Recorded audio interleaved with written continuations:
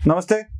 हो सकता है ये आप सुनने के बाद ऐसा बोलेंगे कि भारतीय जनता पार्टी के नेतृत्व वाली केंद्र की सरकार कुछ अलग तरीके से काम कर रही है, पर्सनल अटैक कर रही है, महाराष्ट्र के नेताओं के रिलेटिव्स पर अटैक करके फिर से उनको तकलीफ में डालने की कोशिश हो रही है।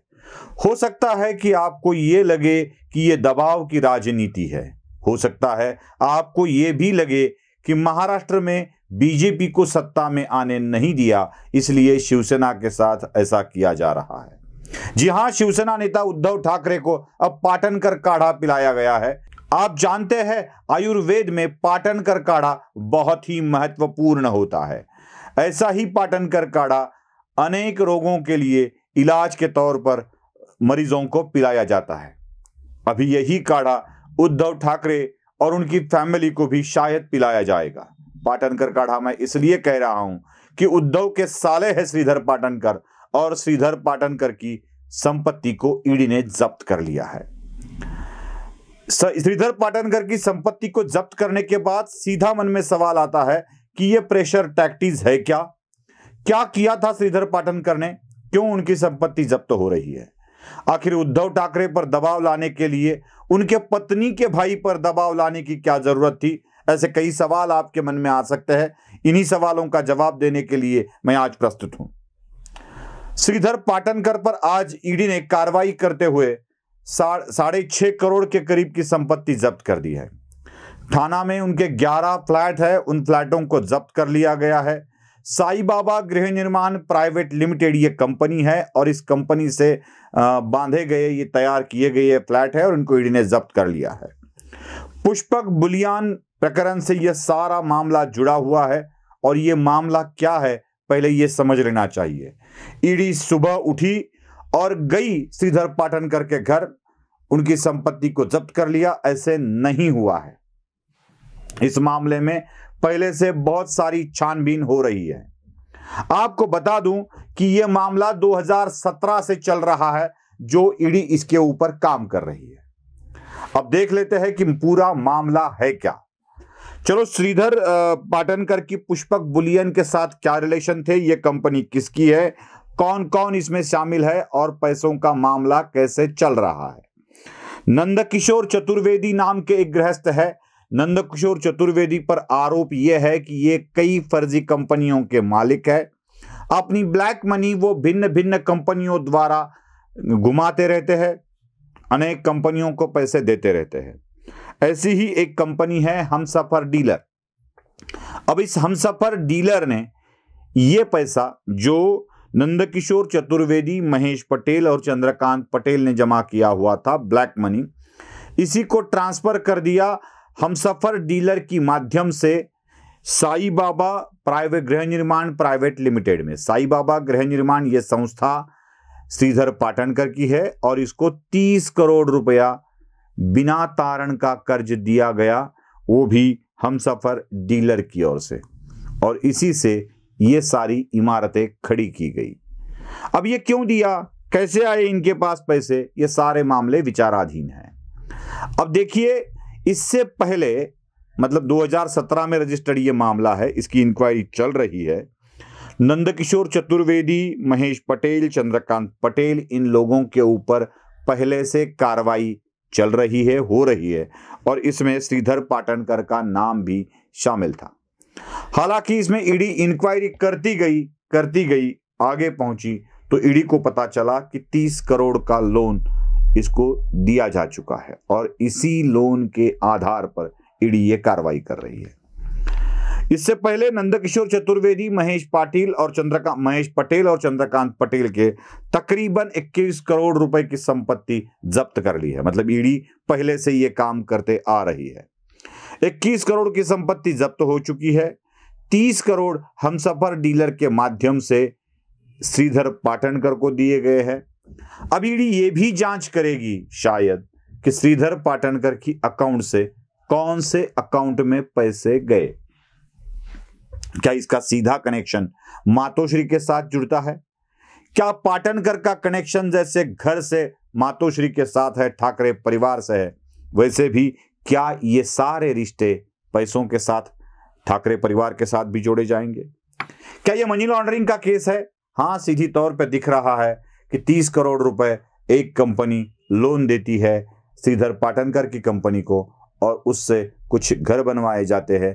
30 करोड़ रुपए इधर से उधर किए जाते हैं। मामला तो कई पैसों का है। उससे पहले 21 करोड़ रुपए जब्त किए जाते हैं। 21 करोड़ की संपत्ति जब्त, 30 करोड़ ट्रांसफर हो गए, 6.5 करोड़ की संपत्ति जब्त हो गई है। ये मामले में ये साई बाबा गृह निर्माण संस्था बहुत ही मायने रखती है। महाराष्ट्र का दुर्भाग्य देखिए, सारा उत्तर भारत और दक्षिण भारत मिलकर साई बाबा के दर्शन के लिए शिरडी आता है और लगभग महाराष्ट्र के सारे 2 नंबर वाले धंधे साई बाबा के नाम पर ही चलते हैं।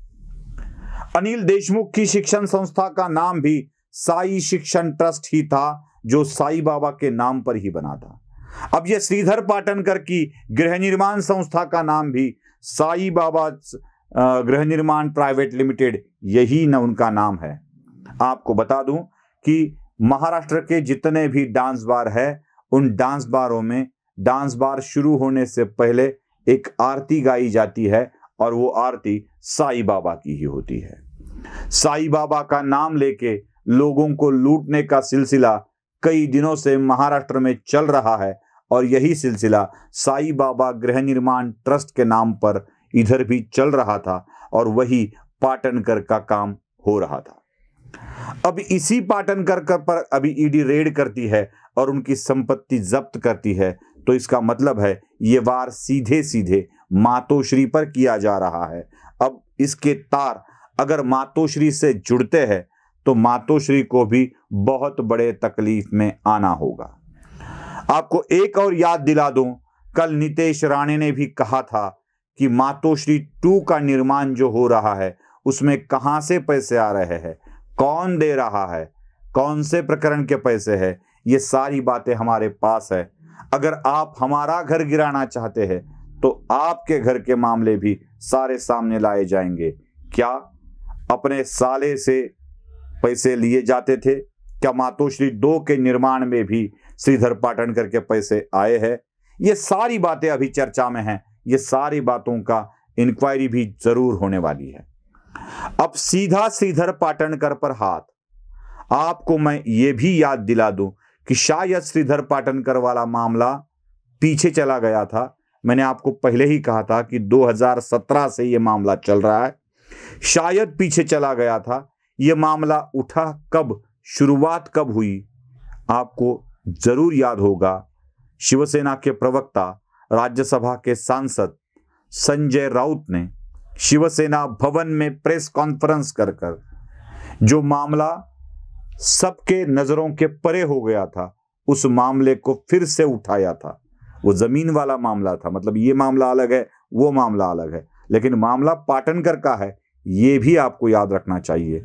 वो जमीन वाला मामला कुरेद के, वो मामले में आप गलत इल्जाम लगा रहे हो, ये बोलकर शायद संजय राउत ने ही इस मामले की याद केंद्रीय जांच एजेंसियों को करा दी हो, क्योंकि सीधे सीधे संजय राउत केंद्रीय जांच एजेंसियों पर आरोप कर रहे हैं, ईडी पर भी आरोप कर रहे हैं और आरोप करते वक्त कुछ मामलों को याद दिलाते जा रहे हैं। शायद संजय राउत की ही वजह से यह मामला ईडी के संज्ञान में आ गया और ईडी इसके ऊपर अब कार्रवाई कर रही है। ईडी ने यूं ही हाथ नहीं डाला है, ये कुछ दुष्भावना से या कुछ इनके ऊपर कार्रवाई बदले की भावना से करना है, ऐसे नहीं हो रहा है। मैंने आपको सीधे तौर पे समझा दिया है कि यह मामला 2017 से चल रहा है। इसमें नंदकिशोर चतुर्वेदी, महेश पटेल, चंद्रकांत पटेल, इनकी कंपनी पुष्पक कंपनी का यह मामला है।